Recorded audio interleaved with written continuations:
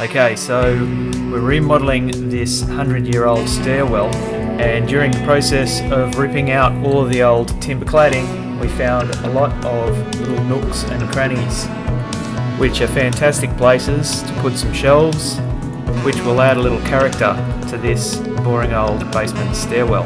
After a lot of framing and even more plaster, I ended up with 3 nooks, one of which has a general purpose outlet within it, which the electrician wired into the light switch.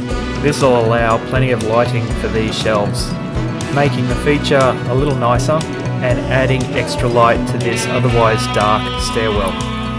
The next thing to do is to add an LED strip to the recessed underside of the floating shelves in the next compartment.